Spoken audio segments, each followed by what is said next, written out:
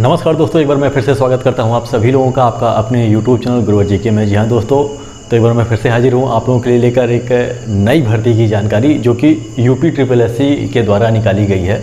तो आगे बढ़ने से पहले मैं सबसे पहले आप लोगों को, जैसा कि आप लोगों को पता है कि आज धनतेरस है, तो आप सभी लोगों को मैं धनतेरस की बहुत बहुत बधाई देना चाहता हूँ और आप लोग के आने वाले भविष्य के लिए बहुत सारी शुभकामनाएँ प्रस्तुत करना चाहता हूँ।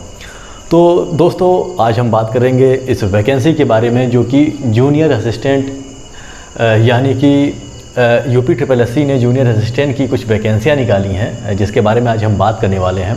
यह 10+2 बेस पे होगा और इसका एक बार आप लोग ध्यान दीजिएगा कि इसका जो एडवर्टाइजमेंट नंबर है, यानी कि जो एडवर्टाइजमेंट संख्या है, इसका 8/2022 है। एक और असिस्टेंट की वैकेंसी आई है जूनियर असिस्टेंट की, जो कि UPSSC के द्वारा ही निकाली गई है, लेकिन वह कुछ विभिन्न विभागों, कुछ विशेष विभागों के लिए निकाली गई है। तो ये जो है भर्ती, ये बड़ी भर्ती है, उसमें केवल 62 वैकेंसी निकाली गई है, लेकिन इसमें 1262 वैकेंसी निकाली गई है। तो आज हम इसी के बारे में बात करेंगे, जो कि कनिष्ठ सहायक के रूप में जो भर्ती निकली है। आगे बढ़ने से पहले मैं सबसे पहले आप लोगों को क्लियर कर देना चाहता हूं कि इस फॉर्म को केवल वही अभ्यर्थी भर पाएंगे जो 2021 के पीटी के एग्ज़ाम में बैठे थे। जिन्होंने पीटी का एग्ज़ाम दिया था 2021 का,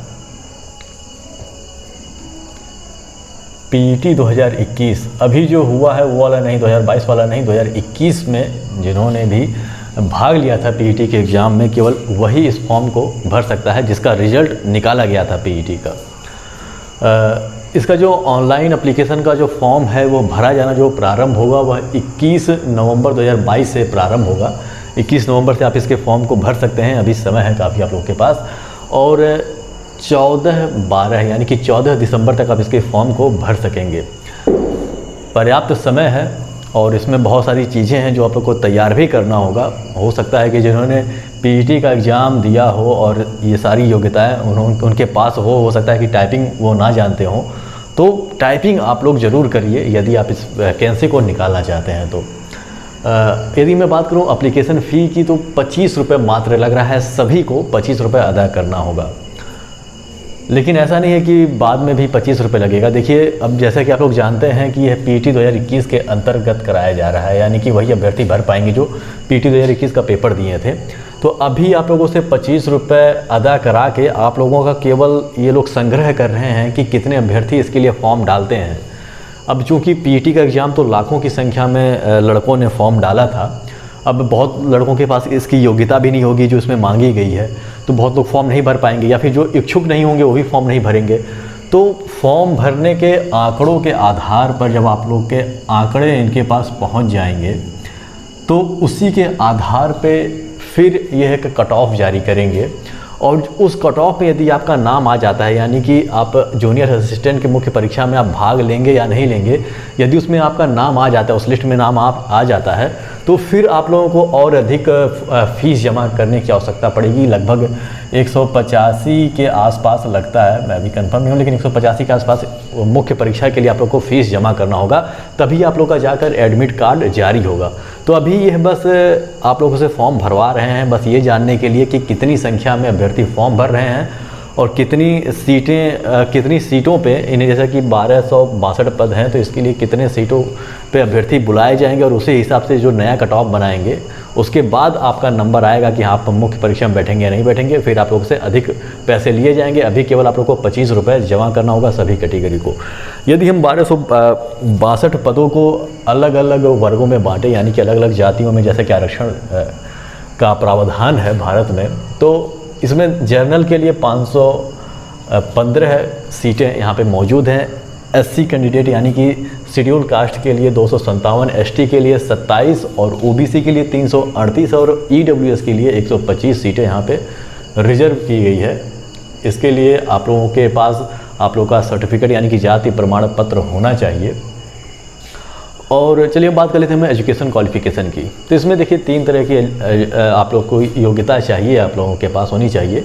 सबसे पहले तो आप लोग के पास 10+2 एग्जामिनेशन पास होना चाहिए किसी भी विषय से। 10+2 सिस्टम से होना चाहिए, यानी कि इसका मतलब ये नहीं हो कि आप केवल 12वीं परीक्षा पास हैं। 10+2 सिस्टम में बहुत सारी ऐसी कोर्सें आती हैं जो इसमें शामिल होती हैं, तो वो लोग भी इसके फॉर्म को भर सकते हैं। फिर आप लोग को टाइपिंग आनी चाहिए। हिंदी में 25 शब्द प्रति मिनट और अंग्रेजी में 30 शब्द प्रति मिनट, दोनों में आप लोग को टाइपिंग करना होगा। CCC या फिर उसके इक्विवेलेंट आप लोग के पास एक सर्टिफिकेट होना चाहिए कंप्यूटर का, ये अनिवार्य है तीनों के तीनों। और साथ में आप लोग को पता ही है कि इसके साथ ही आप लोग का PET 2021 के एग्ज़ाम में आप लोग बैठे होने चाहिए, तब आप इसके फॉर्म को भर सकते हैं। सिलेक्शन प्रोसेस की यदि मैं बात करूं तो सिलेक्शन प्रोसेस तो अभी से प्रारंभ हो जाएगा। आप इसके फॉर्म को भरेंगे, 25 रुपये अदा करेंगे। फिर सिलेक्शन प्रोसेस का जो सबसे पहला जो स्टेप होगा, आप लोग का कट ऑफ जारी किया जाएगा मुख्य परीक्षा के लिए, और वो इस आधार पे किया जाएगा कि आप PET 2021 में कितने नंबर पाए थे। उच्च नंबर प्राप्ति वाले जो अभ्यर्थी होंगे, जिन्होंने ज़्यादा नंबर पाया होगा, उनके ज़्यादा चांस रहेंगे इसके मुख्य परीक्षा में बैठने के लिए। आरक्षण के हिसाब से भी उसमें होता है, तो उसी हिसाब से आप लोग को मुख्य परीक्षा के लिए बुलाया जाएगा। यह पहला चरण होगा कि PET के स्कोर के आधार पर आप लोग का सिलेक्शन होगा, यानी कि आप लोग का कट ऑफ जारी किया जाएगा मुख्य परीक्षा के लिए। फिर आप लोग का जब एक एडमिट कार्ड जारी किया जाएगा, तो सबसे पहले आप लोग का एक रिटन एग्ज़ाम होगा। रिटन एग्ज़ाम का मतलब ये ऑफलाइन ही होगा, लेकिन ये जो होगा वो MCQ बेस होगा। MCQs बेस होगा, यानी कि मतलब बहुविकल्पीय किस्म के इसमें प्रश्न आएंगे। 65 नंबर का ये आप लोगों का पेपर होगा, लिखित परीक्षा जो होगा, और 130 क्वेश्चन इसमें पूछे जाएंगे, यानी कि आधे आधे नंबर के हर क्वेश्चन के नंबर होंगे। और टोटल समय आप लोग को 1.5 घंटे, यानी कि 1 घंटा 30 मिनट का आप लोग को समय दिया जाएगा। और यदि हम बात करें नेगेटिव मार्क की, तो 1/4 इसमें नेगेटिव मार्किंग है।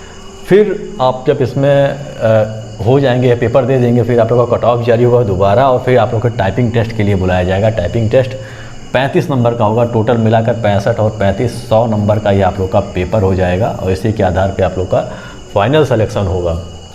इसके बारे में विस्तृत जानकारी हम अगले वीडियो में या फिर कभी आप लोग को दे देंगे, यानी कि सिलेक्शन प्रोसेस के बारे में उन तमाम बारीकियों को भी हम जानेंगे, इसके सिलेबस को जानेंगे, और पेपर पैटर्न किस प्रकार से होगा, कितने क्वेश्चन किस विषय से पूछे जाएंगे, इसके बारे में भी हम जानकारी आप लोग को दे देंगे। तो दोस्तों, यही जानकारी देनी थी।